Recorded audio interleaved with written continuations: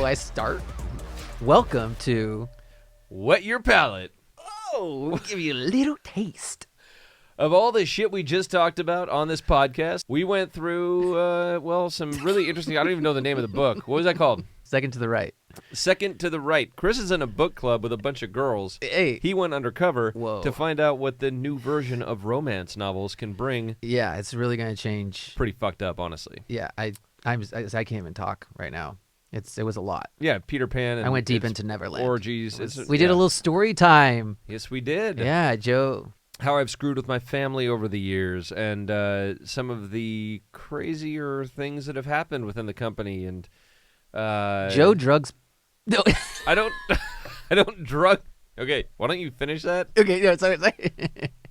There was an accidental situation with candy. Wait, that sounds. You're not. You're not helping this. Okay. Anyways, You should listen. Somebody overdosed on a type of drug Somebody? that was not administered by me. Yes. Period. But okay, it was period. Period. Yeah. That's it. It Thank did you. not- but you should listen because Maybe you'll find something out. there's also a horrible boss story about cocaine. We're doing a lot I about know. drugs. What is going What's on? happening with us? Jesus. Does Rachel read romance novels? No. Yeah. I like to think I am her romance novel. Okay. Aww. Yeah. I'm sure. You know what? We should have She's her so, on the. you guys are so grossly sweet. Like we she should would have probably her say on the the same podcast thing. sometime. We should. Yeah. Let's do it. I think we should. Okay. Yeah. But I was gonna say because what do you think a romance novel when you hear the women reading their little the romance novels? I picture something because it goes back to the date of Fabio. So like Fabio's on the front Like and long, he's like just flowing like blonde hair, yes, and they're sitting, by the it's ocean super romantic. and he's just like kissing softly. But like strong and just holding his woman. So I had that vision when I was younger too. That's what I imagined it would look like if I were to visualize it, right? Yeah. But as soon as I turned like 20 something, I don't know when it was. Yeah. And I looked at one of those, I was like, this is way worse than porn. Okay, so you read it because I didn't read a whole one, but no, I read enough to know like dude, this has got some ideas that we got to try. Like maybe we're not going behind enemy lines no, hold on. We're not going behind enemy lines as men. We should be reading romance novels because we're competing with that. And like, while guys watch porn because we're visual, right? Bro. Girls read this shit and they visualize it. They don't get porn, right? They get romance novels, but that like metastasizes in their system, and they want that. And we're all sitting here like, oh, she wants flowers. She's reading a romance novel. No, she wants to be tied up to fucking burning hot iron and beat with a bat with fucking barbed wire on the end of it, and then I don't know, put a foot in her. That's it. Joe, I don't know what kind of romance novels you're reading, but that's what I read. No, I'm actually telling you what they're reading. Actually, it's a little more than that. Wow. That's what I. Okay. That's why I'm actually here. Do you want to hear something? You want to start off with this? I think we are going to because we should get into Wait, this. did we even start? We started? Have you been Wait, recording? hold on. Okay, if we're going to start with this, hold on. We're confused. I am just as confused, Art, but okay. Hey, I'm throwing you a curveball. You won a wild card. Welcome to Go With Your Palate with me, Joe Wagner, your host, and Chris Rubio, your other host. Fat Mario, we're about to talk about female porn, apparently. But we usually talk about wine, entrepreneurship, and whatever the this fuck is else definitely this is, starting up. whatever the I fuck didn't know they this were is. recording, though. If you were new, I didn't know they were. But I'm not sure we're going to keep this in, Art, but we'll see. You can go ahead and keep this in if you think it's acceptable. I'm just a little worried about... Anyways, stay tuned for some really exciting stuff about wine. In the meantime, we're going to be talking about romance novels. You always crack me up when you're like, I'm not sure if I should. Do you know the stuff we've been? You don't listen, dude. You guys. You should guys be watching. Well, before we get in, we're gonna start on the romance novels. But Okay. I do want to know, what did you pour me? I didn't pour it, I asked Art if it. but had I could see in the fentanyl. window right. Have you tasted it? No, I haven't even smelled it. Somebody poured me this. It's a pop quiz. Oh, here we go. Joe just came into the room. He was late as usual, and then he had some red wine waiting for him. He was curious. Mm. I will say that's tasty. Round. It's got a little, like a greasiness, like a good, like buttery and like strawberries. Mm. Yeah, you really like Pastry that? dough? Yeah, I do like that. What did you? What is Yeah, that? because Did you put something fucking in that? made it, bro. What the fuck is it? Turn around, bro. It's through the window. Fuck. Okay, He did it. dude, I just had shrimp. Fucking die on me. So I tasted this. Really good. That wine, I like that a lot. Yeah. I actually thought it might be the 22 Elawan Pinot Noir, but it was actually Yulelnock. I was way the fuck off. But in fairness, I just had a whole bunch of lemon juice, cocktail sauce on a shrimp cocktail, and a wild rice salad. So I walked in here with all sorts of shit in my teeth. Lemon shrimping. But man, that was good. Yeah, and that's what you're saying, that kind of threw off your... Yeah, dude, like anything with acid and that kind of like spice, yeah, just kind of like... I wasn't even planning on tasting wine. I'm just trying to get a little wine education in here right now before So we go I'm gonna deep tell down the everybody rabbit hole. this before Okay, we get into give the them a little rabbit hole. education. The best way to taste wine, this is through years Yes. of experience and learning from other people, but also adapting on my own. Two things, most important two things. Well, I'll say first off, time of day, right? Morning. So don't eat anything, okay? You want to be slightly hungry. That's one of the most important things. And you want to have a light wind at your back. I'm not kidding. Best way to taste wine if you really want to get deep into the Okay. sensory analysis of it. Slightly hungry, cold outside, wind at your back. Period. That's it. So a slight breeze Yes. at your back. I'd say anything Are over you- like 10 miles per hour is too much. But you get down to like the 3, 4, 5, just like pretty much what we have It's here, very right? poetic, so you just... We're here in these coastal hills, right? And so we constantly have this like nice breeze that's coming from south to north, just coming off the ocean during the morning, and like as things are warming up, you got the top end of the valley just Ooh. pulling that air up, Nice. and along with that, the wind starts coming through, and you can kind of feel it brushing your ears, your yeah. cheeks, Does it just... and it doesn't get into the glass and like open it up too much, but you got to be slightly hungry and slightly cold, and that's it. Do you... And the hair on your neck kind of tingles? And It only stands on end when I get a wine that's really just amazing. That's when you know you have it. When your final blend, you look like a fucking black cat, just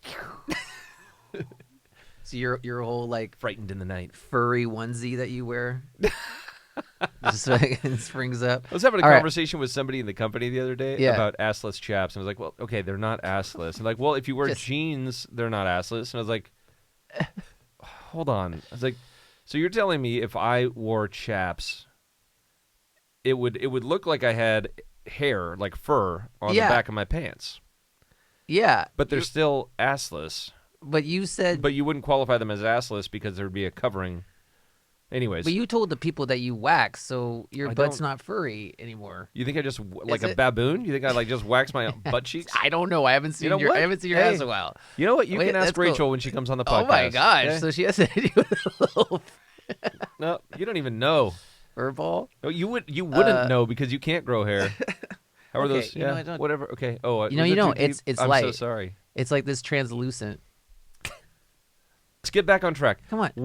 Who is in this book club? You don't need to mention names. I can't name names. Don't mention names. How I many can people? name names. I'll be killed. How many people? In the company. Oh, this goes outside of the company. Yeah. Oh, it's deep, dude. Once I got in and I start. Here we go. Thank you, Art. Hold on. I want to hear Alright. this. So, okay, then how many people in the company to start? I don't want names. Okay. There's a couple that I know of, That's really vague. but I just Are started. they all in- women? That's what it is. It's a all women. Yeah, it's a woman club right Okay. now, as far as I know. Reading these romance novels. And they have. But they all kind of read them together. Yes, And did they talk about what they read? yes. This is a thing, This is a thing. Book clubs. dude. This is ridiculous. Wait, I mean, is your mind like? Are you? You look flabbergasted. So they're going to be like, in the next week, we're reading chapters 3 through 6, and we're going to Yes, hang out at a coffee yes. shop. That's how dude. Am I fucking? We're gonna have to go through what a book I've club never is. been in a book club. No, dude. We had two people listening. Now they're gone. They're like, I read books, but I don't need to talk to people about the books I read. Why? You talk to people about movies. You talk to people about shows. Why wouldn't you talk to people about books? Well, I do, but I don't analyze them. It's not like, hey, Chris, let's go watch like the original Batman, and then we'll only watch 30 minutes, and then we'll sit down and talk about. What do we do when we watch our Marvel movies?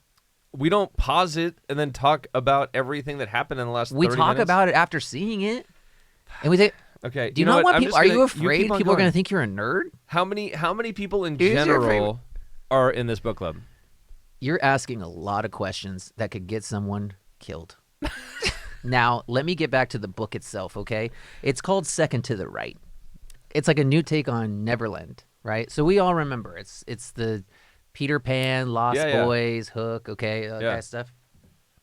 All right. Do they know that you're a guy in their book club? No. Really? Yeah. So you're jeopardizing. I keep it simple. everything I keep right it simple, now. Christina. Like I just went Christina. Okay. Let me just read you what's this. Okay. What's your safe word, Gwen? He asked calmly. If you want, this is Hook, by the way. Okay. So this is Gwen. You remember who Gwen was? Was the girl that they took into Neverland. Okay. She's in Neverland. She's hanging out with Peter Pan. I thought that was Wendy. Well, Peter Pan, so here's the thing. You're right. Thank you.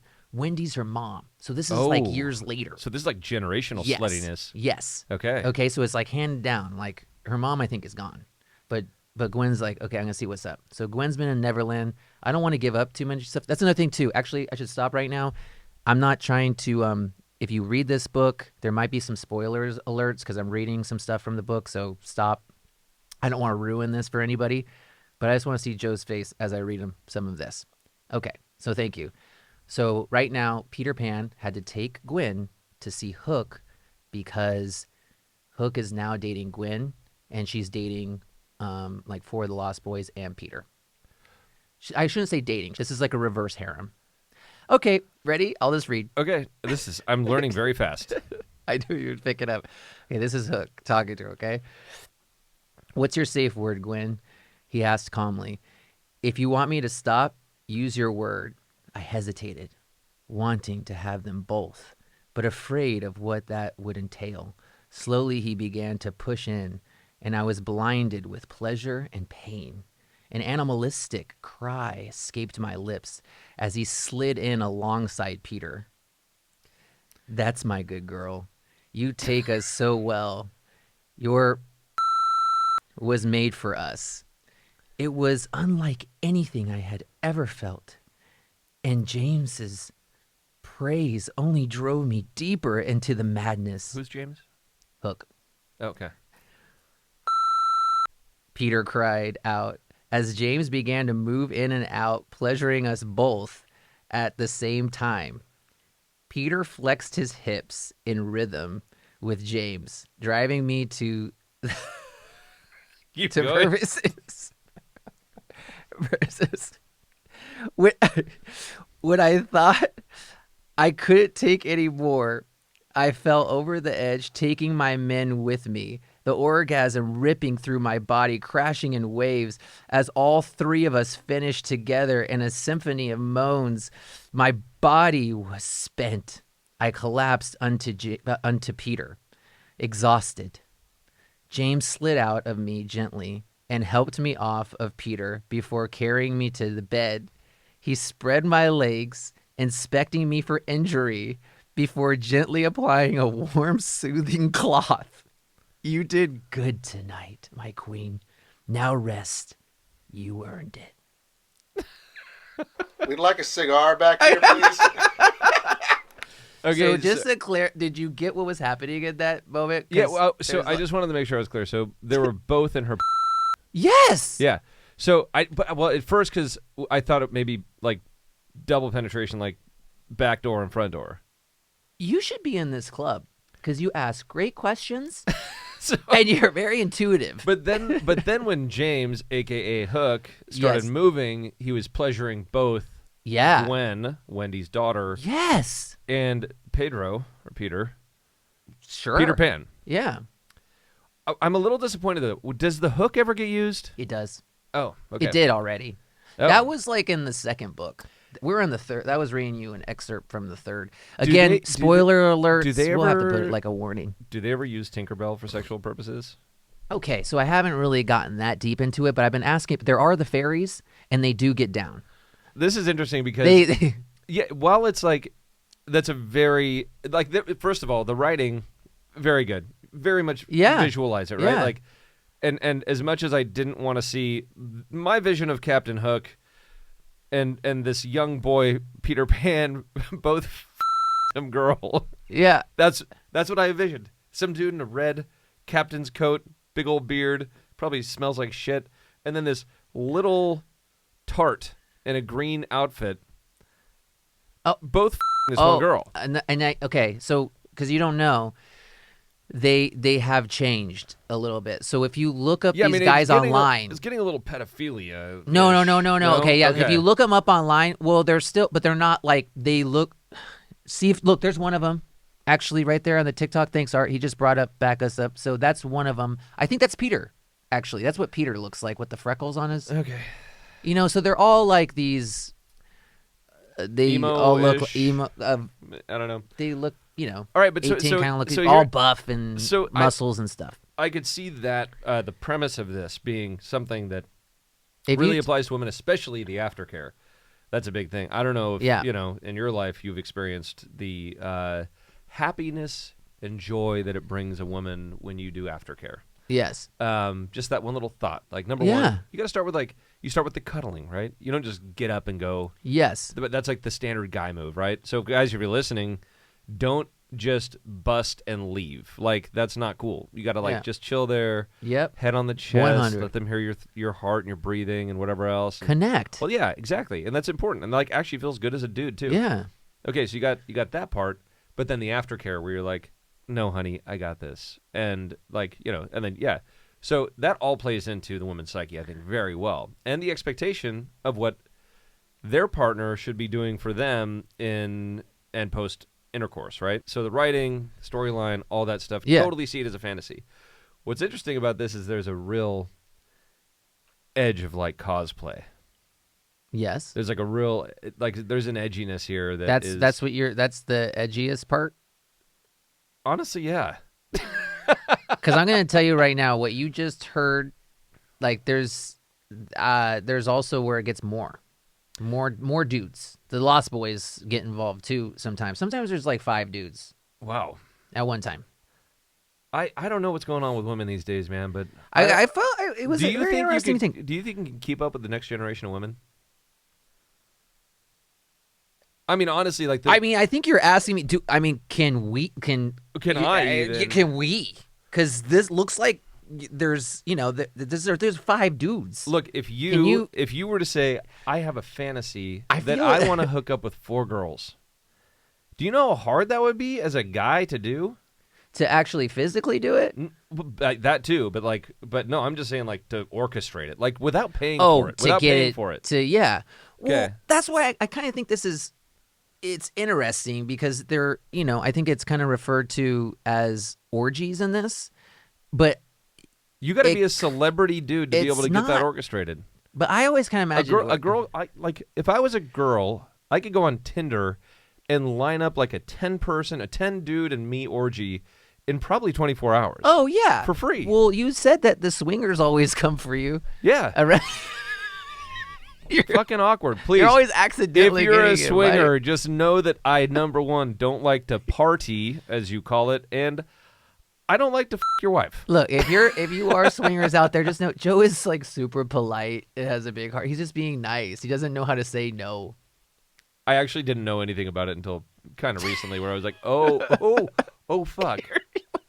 Shit! But I shouldn't have said that. You're like, when is that? I'm just here for the gangbang. Well, okay. So when you said that, that's what I was kind of thinking. This sound like, I always thought like that's what if you had, one person the center point. That's like I always thought that was a gangbang.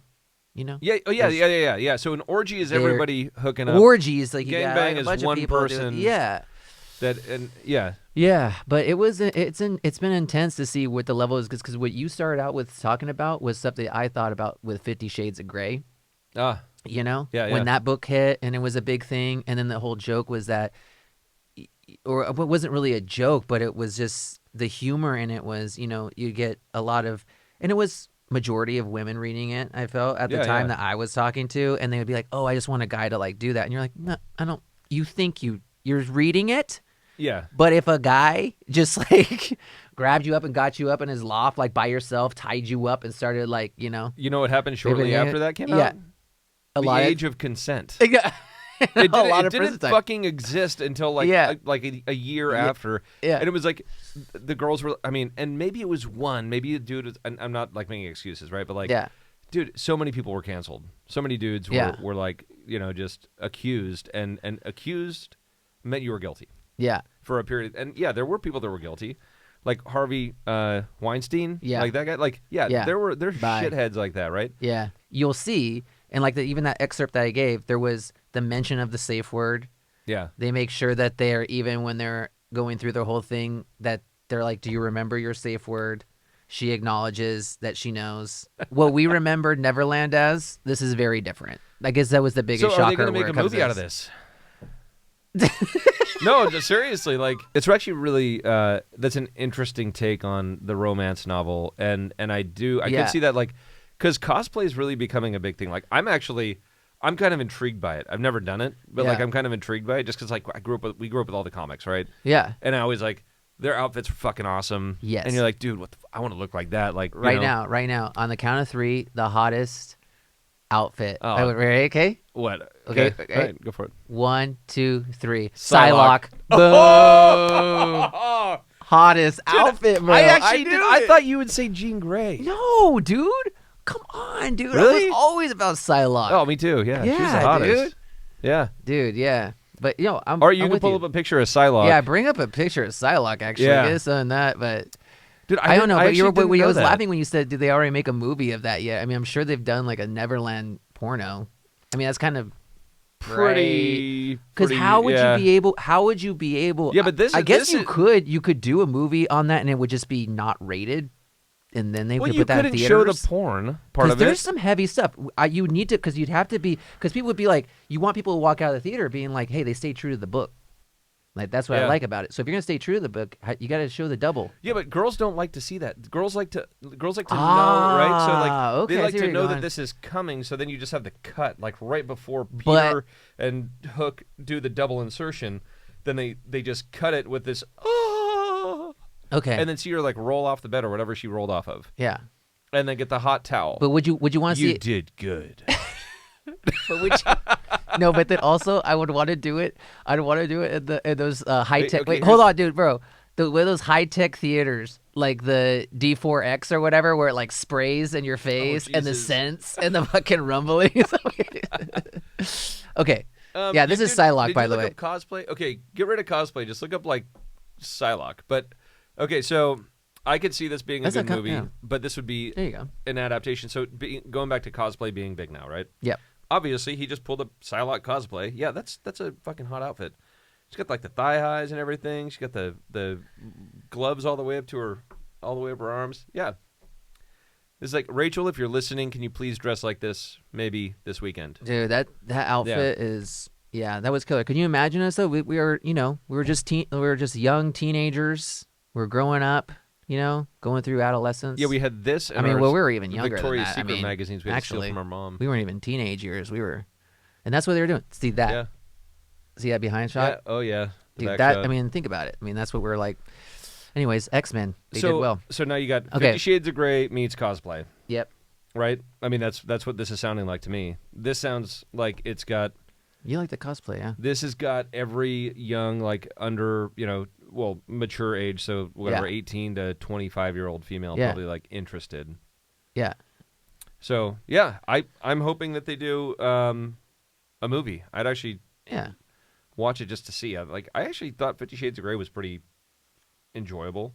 I liked Magic Mike better. That storyline was pretty good. It's cheesy, but good. Yeah, it was good. And XL. Yeah, it was good too. Yeah. What? Dude, I don't judge. It was good. It was No, good I didn't laugh. entertainment. I was laughing though. It was like one time, my dad didn't know what Magic Mike was, and I remember he wanted to rent, and it was actually XL. That he was like, but he just saw the actors, and he was like, "Oh, this is gonna be good. Like, I want to see love Magic Channing. Mike." I love He's like, "I got Channing Tatum. Magic Mike," you know, and I was just like, "What the?" But I let it play out because I was like, "This is gonna be hilarious," you know. And he's a boomer dude, 2-tour Vietnam vet. I just knew that he was. And when it like really got into like the dancing and stuff like that, I could see something like change though in him, where it was just kind of like, What is this feeling? you know, like those groans. But he like wants to accept it. He's just like, this is okay. This is okay. I'm with my son. We're watching Magic Mike together. He's probably having visions of back in Reminding- Vietnam. We could do this, son. We could do a dance, maybe. Just. Oh my god, that's funny. But yeah, he watched the whole thing. But anyways, okay, so All right. I'm glad we got to take that trip, but I Yeah. actually want to get into a little bit. Let's do a little bit of story time. What do you think? Yeah. Story time's good. I'm 'Cause I feeling like think- telling stories tonight. You have so many like good stories. I thought let's just jump into some of these and let the people know, you know, because I make notes. I don't want you to think it's weird. Do you know that? Like when I'm like, you know, So you I'm not like following you you come around, over, but you're out. You're you making come over to the house. I you have guys- like a couple drinks, and then all of a sudden just making you're notes. like Just a making little- notes on your phone. You're like, oh, Joe said this. Hey, I'm but gonna they're get him on protected. this I one. don't. Hey, I don't release them unless you give it the. Well, I'm gonna say it now, and then you just tell me if you're okay to talk about it. Okay, I like surprising you. You got surprised today. How'd you like that Neverland that thing? was a surprise. Actually. You were surprised, huh? Yeah. But you really got it. Do you see your hip, dude? No, the You writing. you the are writing. fast. I will say the writing You was really good. liked it. Dude, it was really. Can we send- come on, if you so want to T.S. Kinley, and I think, and I want to look back art. I think, because I don't want to misspeak, but I think it was her and her sister that kind of developed this thing. But I just want to give them credit, you know, because even though I kind of jumped into this thing undercover, I don't know everything, all the ins and outs. So the girls reading this really like this though. Like, is this their favorite book in the book club? Two sisters with a T.S. shared Kinley. obsession. So they already had an obsession and vision.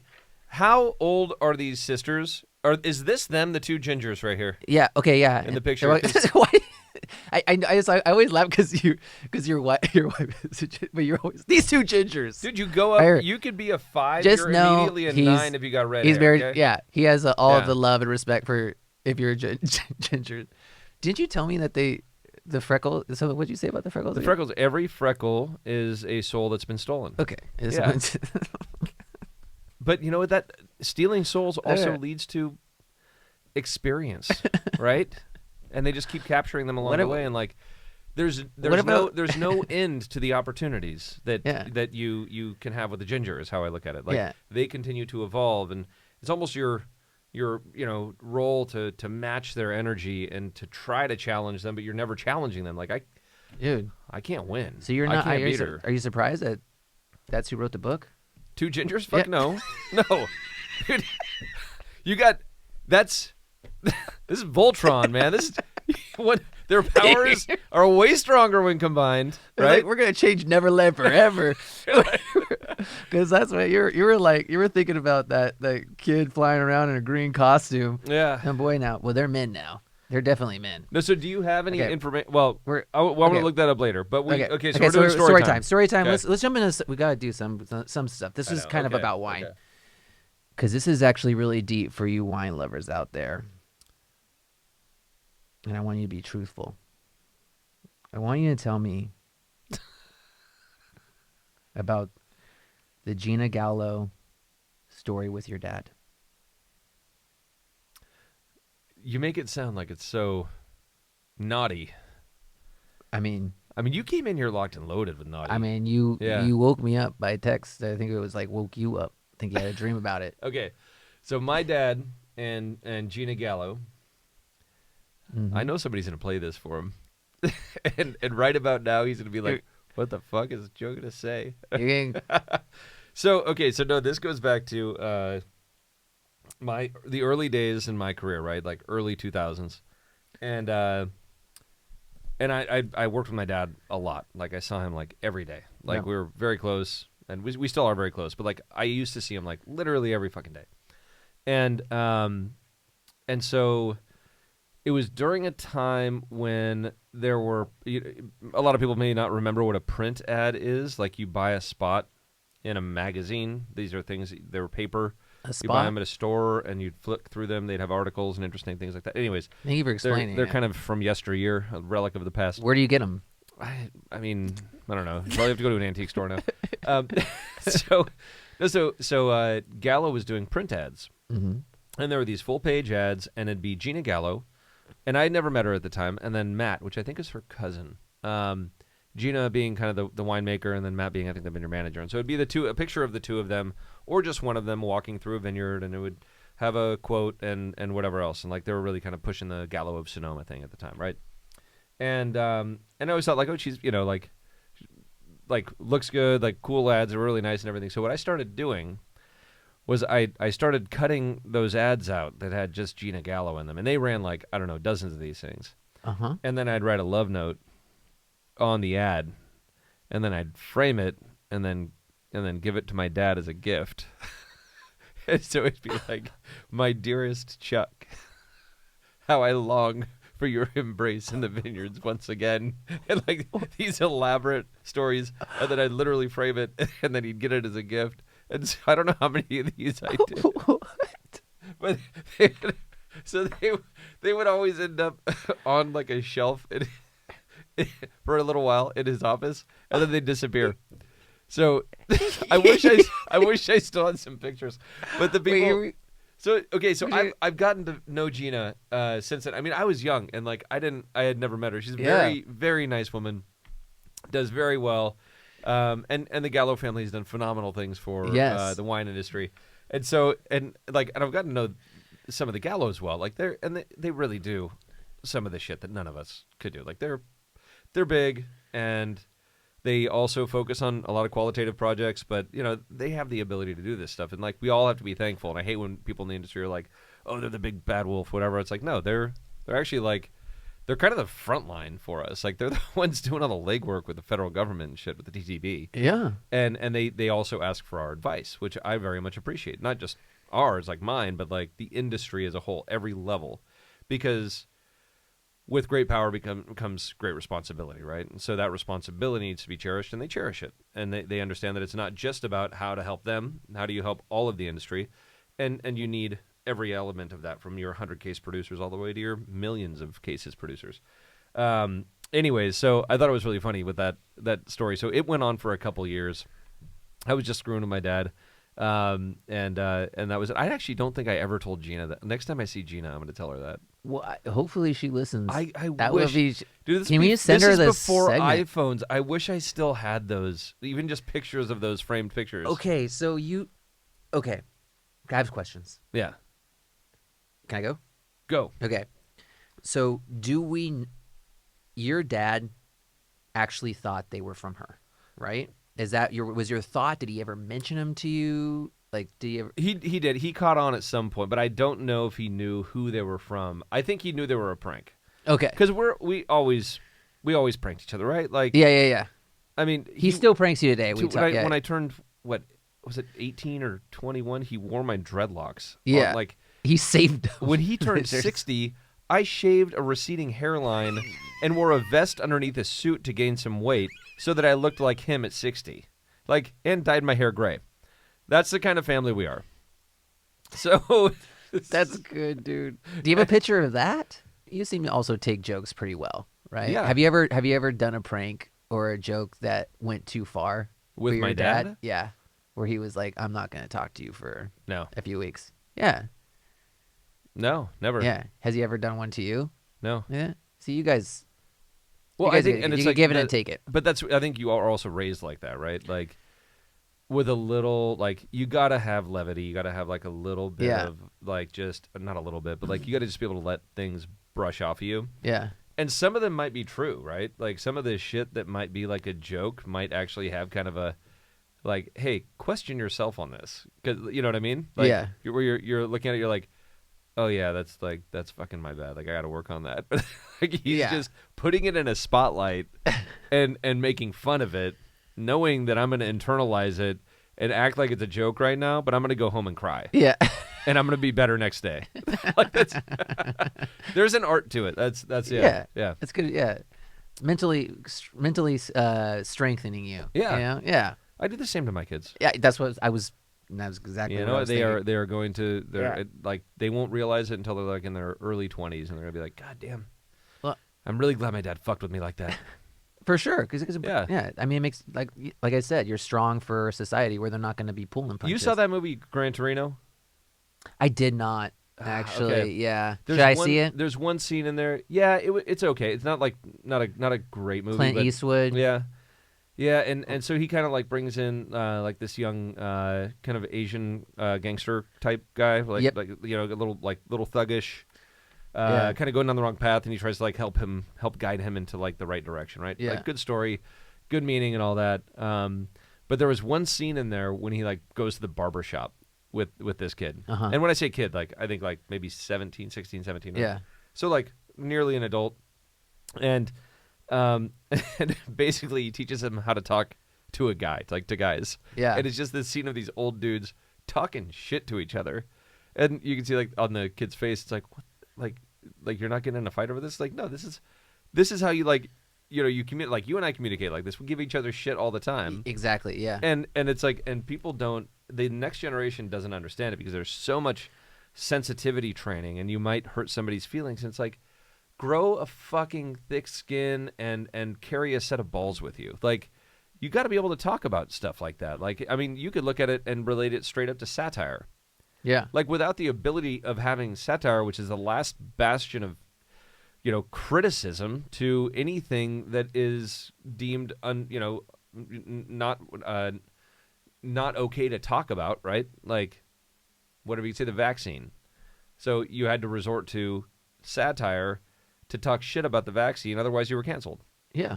right? Like, Yeah. I mean, it's Yeah. like so. It's just like, where are we going as a society, and how do we keep it on track? Like right now, it doesn't seem like it's going on track.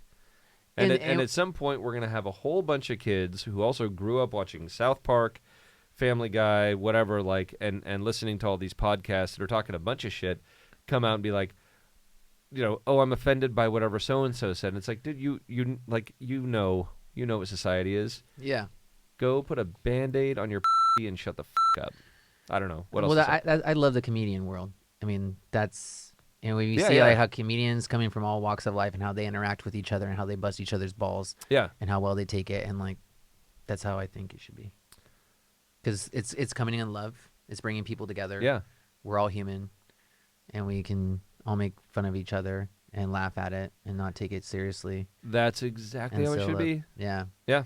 But okay, well, I like that story. The other question I did have, which I think you already kind of touched on, so maybe you can check to see if he still has those. I'd be curious if he held on to them or what I will happened to ask- him, because he I'll said ask him. sometimes you saw them displayed or went on, Well, and they would they kind of like- disappeared, or sorry, they not displayed they is probably the literally- wrong word. I'll ask Shannon, who would know, because Like he didn't go into his office and it was like on his desk or go into a. Oh yeah, and I'd move him around. Oh yeah. Well, because okay, think about like you have an office, right? Yeah. You don't go in there and check all the pictures that you have and make sure they're all the same ones that are there. Yeah. Oh, Right? that's good. Yeah. So like yeah. he opens it up, maybe it ends up like on the counter or something in the Yeah. kitchen, and then like I'll bring it in and like put it up on the shelf. Actually, like here's that. another prank. I want to do this to Rachel. Yeah.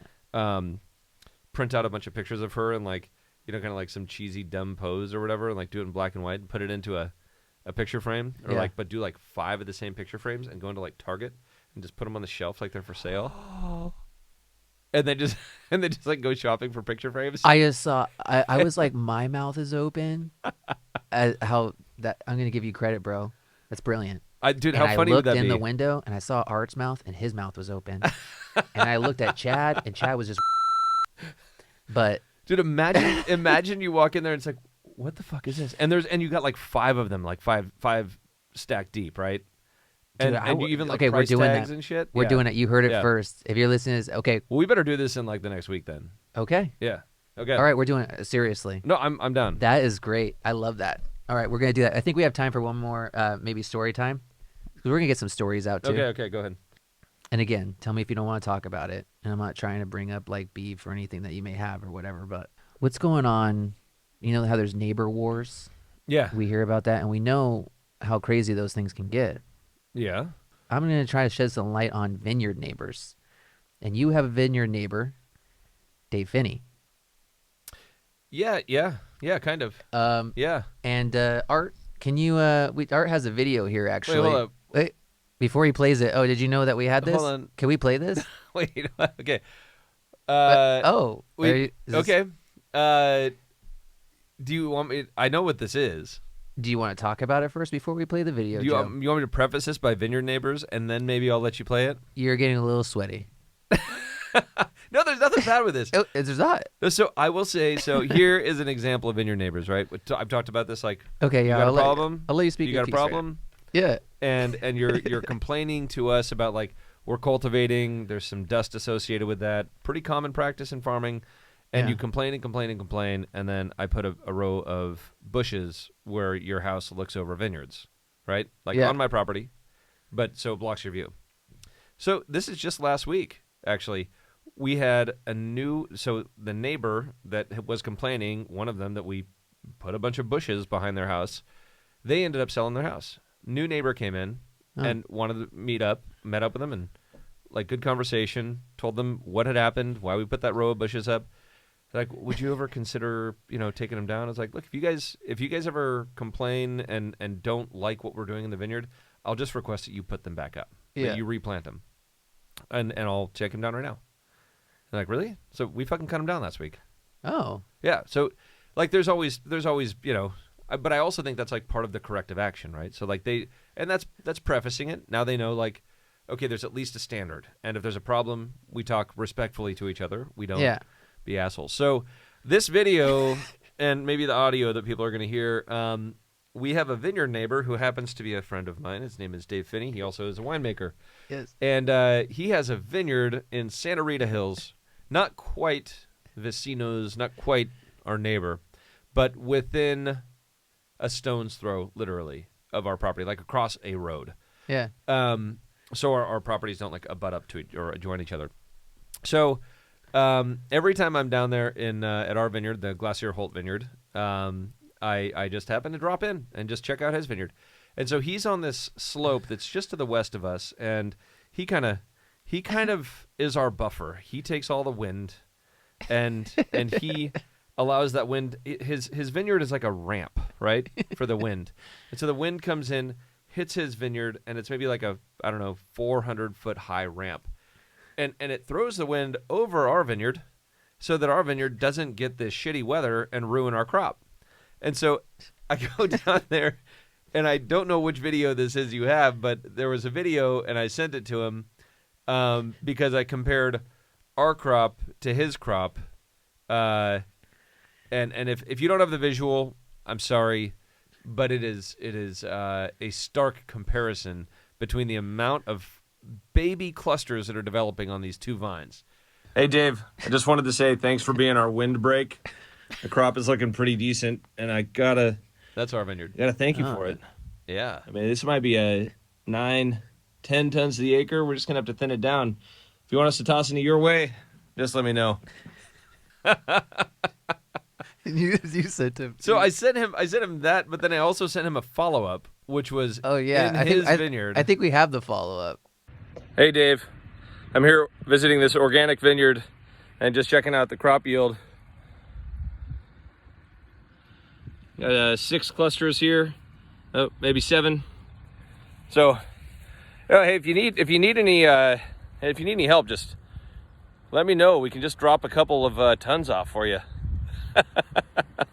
This is me walking through his vineyard and looking at his crop. Yeah. And I mean, if you're able to see these side by side, like it's a pretty stark comparison. Now, the reason the crop is so light is because he is our windbreak, like I said in that first video.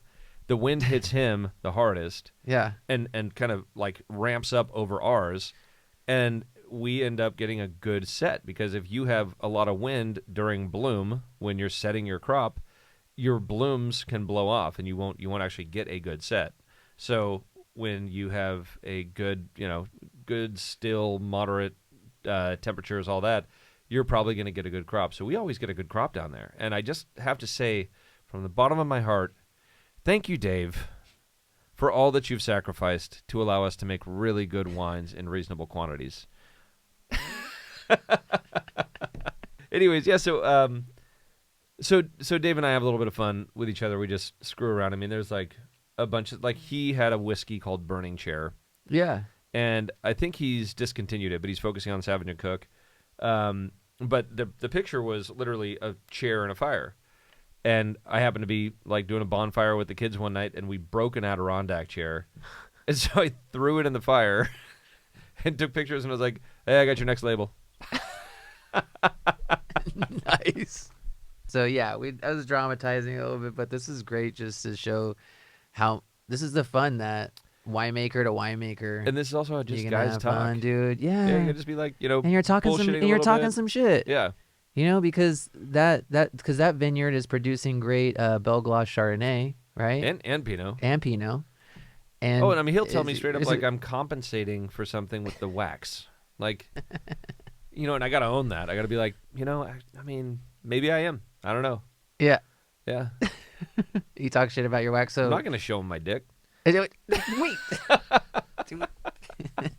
Actually, Art has that video. Art, Which one? can the dick pic video? Just kidding. I'm joking, I thought dude. that I'm was joking. all mine, Chris. No, I didn't dude. wanna Your share. eyes, if your eyes went up, but you were down. Art's video. also our director of IT, so I don't know what he has off on my phone. I always think that too. I mean, we just try to be cool with IT. I mean, We he's just like, say- you're doing a good job. you're doing a You're good doing job. a great job. But you talked about the wind. So we've talked about previously shatter. Shatter is simply if you look at a cluster and say, like, how many berries could possibly be on this cluster? Let's call it 300 berries could be on a cluster, right?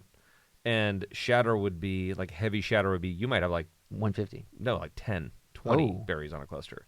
So that's, like, heavy. I've seen that at, like, Taylor Lane. I've seen, like, 5 berries per cluster where you're like, this is not even worth picking. Oh, dude. Like, that bad. Not very common, but, like, if you have really adverse climate conditions going on during bloom, heavy rain, heavy wind, big swings from high to low temperatures, I mean, frost, horrible. Anything like that would be a detriment to the total crop. And what we call shatter is just the amount of more or less lost potential berries you have on a cluster. So heavy shatter is bad because it really takes the balance out of the vine in the ripening process. But a little bit of shatter, I think, is really good, depending on the variety. Concentration, right? Yeah, you think of, like, those berries, right? You look at a regular cluster of grapes, and oftentimes those berries are all, like, bunched up together, like touching each other. Well, if you take those that are in a really tight cluster and you pull them off and you look at, like, pull the skin off. We got to do, like, a video on this. You pull the skin off, like, right off the pulp, right? And you can look at it up to a light, and you'll see that part that was connected to the stem, connected to the peduncle, like that, where the hole Oh, you know, in the I like grape that is. word. The peduncle. Peduncle. Peduncle dunk. So you pull it off, right? And you got the hole where it was connected to the stem. So if you rip all that out and you look at it at, you know, more like a flat surface, you'll see that everything that was kind of shaded, that was in the interior of that cluster, is going to be much lighter in color, just looking at it up through and into the sun. So you think about what that means for a change in the amount of color concentration you can have, a change in the amount of phenolic concentration you can have, because that's where all those components is in those skins. So if you have a little bit of shatter and those berries are all hanging freely, that's when you have your best vintages, because those berries get to ripen all the way around. Now, if you have too much shatter, then it just throws the whole crop off balance, and the vine is like, oh, sugar accumulation is easy this year. Cool, you get super high bricks, and you don't have physiological maturity. So there's a balance to everything, but that's the challenge in agriculture. That's the challenge in making wine, is that you make those calls based off what you think the best decision for that vintage is going to be, and every vintage has some very slight variations to it. Some of them are big, but generally speaking, all very slight. So it's kind of like, okay, I've seen this before. I've seen the opposite before. Then you get a year like, 2011, which I've never seen one before or after. Heavy rains, really just a funky-ass year. Last year turned out to be phenomenal. Some dynamics in 23 were like the weirdest I've never seen a vintage like that. And I actually thought if somebody were to say, like, what do you think is going to happen with this vintage in August? What do I think the quality is going to be? I'd say on the lower tier. Mm. And it came out phenomenal. But I'd never seen vines act the way that they did in my 20-plus years. But now I know what that looks like. So from the challenges, And this is where experience and wisdom trumps the educational system. I mean, I remember in 2011 talking to some of I'll call them the old timers. And, I mean, even my grandfather, Frank, like, he remembers vintages, and he didn't make wine. He was just a farmer, but he remembers vintages that were somewhat similar, like going back into the 80s and the 60s. And I'm like, oh, really? Like, that's interesting. Like, I had no idea. huh? So, I don't know if we're ever going to have another 2023, but But you were saying 2023 was, if not the best. it was just it's the best it's the best vintage I've ever had. Well, there you go. Ever worked quality You wise. said it. You heard it weight-wise. here. But I don't know, like, the dynamics that happened in the year, being the late spring, the heavy, rainfall we had in winter and spring, and then a moderate, like, we did not have a lot of heat spikes in 23. It was a very moderate year. Yeah. And typically speaking, you don't have an extended summer. And so you end up getting into rain. And so hang time is extremely important. And you don't have that. You generally lose that option. Well, we had it. However we got it, we had it, and it turned out to be phenomenal. It was an anomaly of a year. Yeah. Well, I mean, that's what we're going to be looking forward to. Yeah. In these couple years to come, for some, depending on which varietal or vintage you're looking for. Like for the reserves, if you're going to be having the reserves of 2023, then you'll be tasting those in 2025. Like reserve cabs? Yeah. No, but yeah, 25, 26. I think we're generally like in 3 years in barrel on the reserves now. Oh, okay. We extended it out. I mean, You c- extended it out, doubled the new barrels. So meaning we're racking from new barrels back into new barrels at about 12 months of age. The wines are just monstrous, and they're turning out really good. So Nice. fuck it, we'll keep on evolving this. Hell yeah. It's good. All right, patience is a virtue. One more story. We're going to get a little on the crazy side, a little psychedelic, if you will. And I just want to make it clear this is a couple times. well. But how many times did you provide psychedelics accidentally? I have. Do you get the I've clue for never this? provided Oh, well, psychedelics. okay. Can you tell us the story? And we'll just say the first name here. I don't know if anyone will know. The husband story. Does that ring a bell? That does ring a bell. Where there was some candy that you Yeah, kind of. was there? Yeah. Do we? There's a lot. There's a bit to unpack on this one. Okay. This goes. Let's see. So there was this girl who worked for our company, and I don't think I'll say any more than that about her. Yeah. Very good at what she did, and so we Yes. all had traveled as she would travel in our group sometimes into markets and whatever else. And one of those trips we went to Aspen Food and Wine.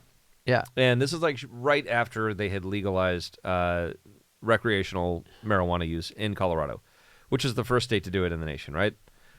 And so we're there, and one of my friends, another winemaker, he was like, "Dude, you got to go check out these dispensaries. Like, they're legit, and the packaging on like their edibles and other products, like, Yeah. you got to look at it. Like, it's pretty cool." And I'm like, "All right, cool." Like, and I was not like a weed user or anything, so I go there and I'm looking around, and like they got all the stuff. Like back in the day, it was like you had THC infused coffees, you had your chocolate bars, you had gummies, you had your flour and whatever else, like all the same stuff they have now, just not as big of a array. Yeah. So I'm like, all right, cool, I'm gonna buy these, and like I want to like dissect them, look at the packaging, look at the regulatory aspects of it, whatever else. Which, first of all, I don't know if it's changed, but they didn't really say much on the fucking package about it being weed candy. So I probably buy like $200 worth of stuff, and at that time that got you like that got you enough shit, right? Like probably candy bars were like $10 each, or chocolate bars, whatever.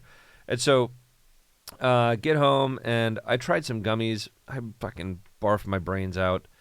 And I was like, this is just not my thing. Like, I don't know. I took too much, obviously, and I may have been crossfaded. I don't know. But so, like, I don't think you should be also having any alcohol while you're taking gummies. Well, I mean, What unless is it? I don't know. even unless you want to get lit. Okay. Yeah, well, I got so lit that I was hugging the toilet.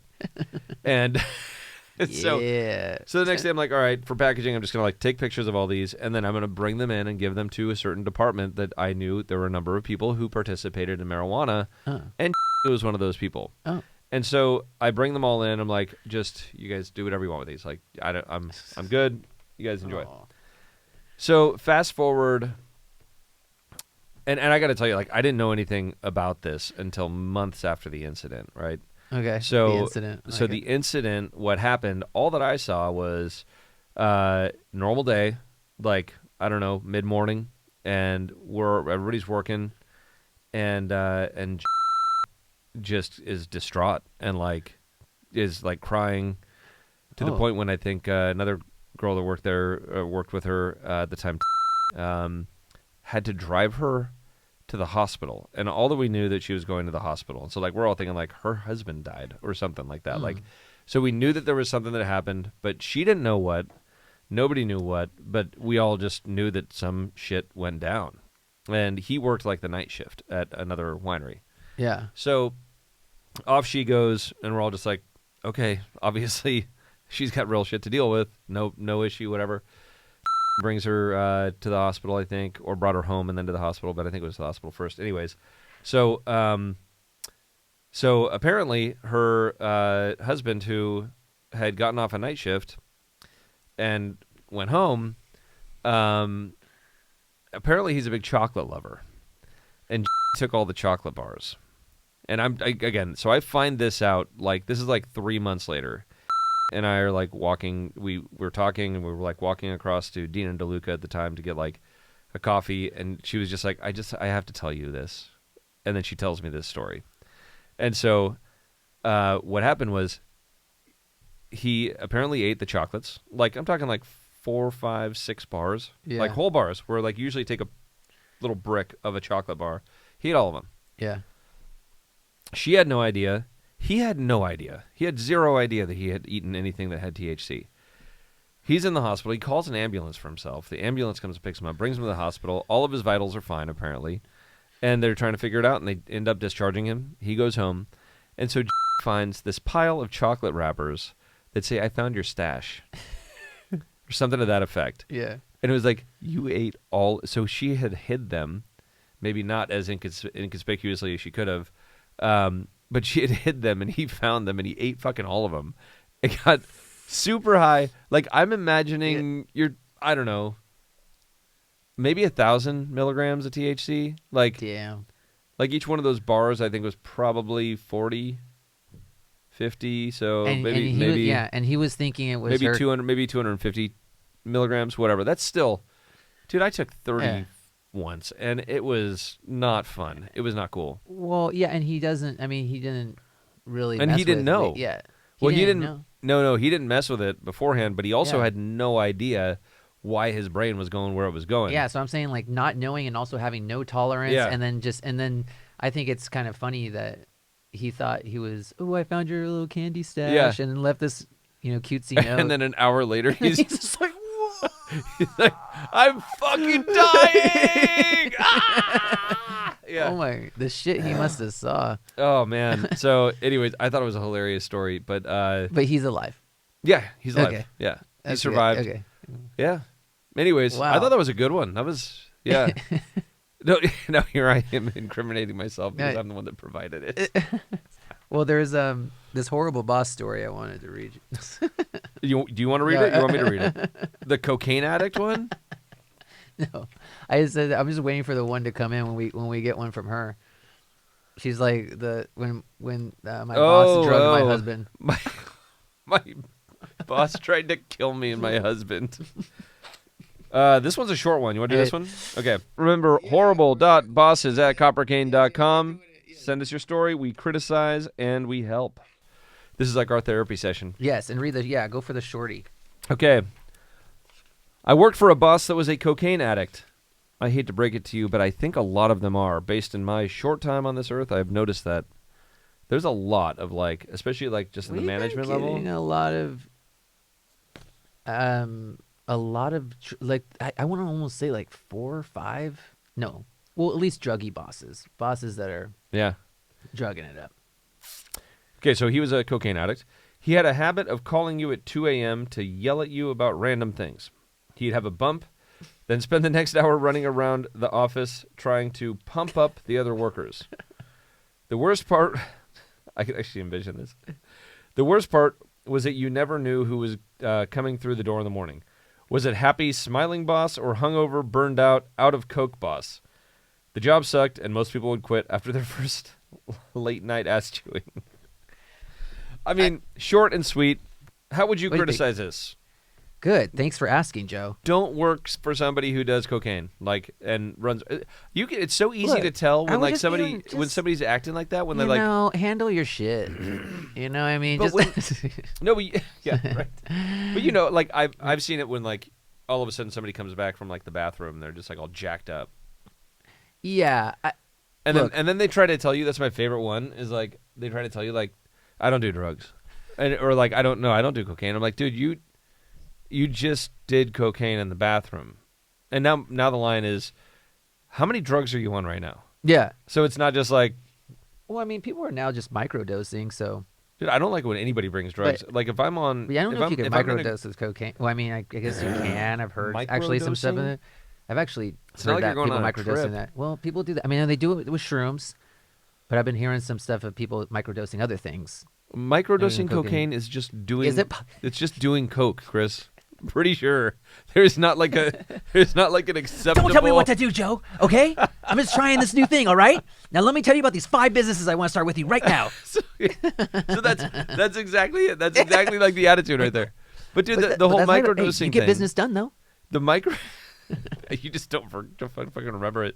So the microdosing thing, I get that with mushrooms and all that. Like it's just like a little like I've never done it, but like I've heard it just like takes like the edge of reality off. Like people go to the gym after taking like microdosing mushrooms. Yeah. Now when it comes to like cocaine, if you microdose cocaine throughout the day, you're just a cokehead. Oh. Like do you see the difference? Do you think people microdose mushrooms all like there are the people that like wake up and smoke weed all day long. Do you think that people do that with shrooms? If anybody out there does that with shrooms or psychedelics, please let us know because I'd be curious. Like, do you drink like a mushroom tea? Yeah, but hence the microdose. So if I just started doing like a little thumbnail or a fingernail full of cocaine like once every hour. Just a little. You wouldn't call me a cokehead? Just a little boop boop. You wouldn't call me a cokehead. I wouldn't. What? You wouldn't call me a cokehead. I mean, I still want to work here, so I'm not going to be judgy on you. All right. All right. I feel. Have you ever tried? People just switch. That's another thing too. That's an interesting thing. Like, how many people you think like just would switch to like if you came in? It's okay. You have a big meeting. You just bring everyone to the office, and you come in and you just like make it obvious that you're like on coke or whatever. You start even talking about it, and you're like, "Who thinks that microdosing coke is good? Huh? Who here is with me? Who thinks this is actually? Have you even seen the health benefits? Has anyone bring it up? Joe Rogan said something about it. Come on, bring up Joe Rogan." And then if you did that, how many people would all of a sudden just like switch on board? I don't know. I mean, Joe's maybe got something going on. You think? You think you could persuade people? I sure hope not. I really hope not. I don't know. Maybe that's another thing we could try. We could just try that. Anyways, whenever you see erratic behavior like that, it's like pretty easy to spot. Like that's the thing. It's like I mean the 2 a.m. Okay, so this was the things that stuck out to me when you asked me was 2 a.m. calls. I think that's a red flag. You're going into someone's personal time. You're waking them up just to like berate them or go off on them. Or in this example, it just sounds like that's what it was. Also, what I thought was interesting is this whole idea of you don't know who you're going to get. You're getting happy boss, you get smiley boss, you're getting hungover boss, burned out. So I was thinking about this when I actually thought about you as a boss. Oh, great. I can't wait to hear this. No, man. Do you want a compliment? Because you're not going to get one. No, actually, okay, you will, because I still want to work. And that is I think you're pretty good at staying the level, and I feel like that's important because you can be. I could think, and again, I'm just. That's because I don't do cocaine. I'm pretty sure. Maybe that's part of microdosing is something for you to think about. I would microdose because you're taking these long trips, Joe. You could be really tired out. You're hopping from a Zoom or doing this. You're getting a wine tour. You're in the vineyards. You're making the wine. You're doing influencing videos. Then you're doing influencing videos, and then you're doing some TikTok, and then you're doing Instagram, and then you're doing more TikTok. That's kind of like where you're now. Is your days like? And you're doing all those things. Yeah, that's all I do now. That's all. And you keep a good attitude, but for the most part. But with this kind of thing, I know there was drugs involved, but there also is, I think, sometimes where drugs don't have to be involved. Where I know we're all human, but I think an important thing of a leader is to realize that, you're always on stage. Yeah, that's important. Lead with example. I do have to say though that this seemed really similar to somebody I know. So, was it Happy Smiling Boss? Was it Hungover Burned Out of Coke Boss? My ex, who shall not be named, it could be an ex-girlfriend. I don't know, but no, my ex. So no, this is dude. After I split up with her, like this is not just within the company, but like if she had walked into like the office, they were like, "Oh my god, I just never knew which one I was gonna get." I'm like, "What are you talking about?" Like, and then I heard it so much, I was like, "You guys really like saw like this like massive dynamic shift, like this like bipolar." Element, like, all right, you were there, yeah, dude. I lived with that shit a lot, man. So. You have my condolences, sir. But no, but like you see things like that. So number one, if that's just a natural antic, leave. If it's a cocaine-induced antic, leave. So if that's an antic at all, just fucking leave. That's all I have to say. Your life will be way better. And that wraps up our show for today. What a way to end it. Thank you for listening to Go With Your Palate. Thank you. All right, we're out of here. Don't do coke. Don't do coke. Peace.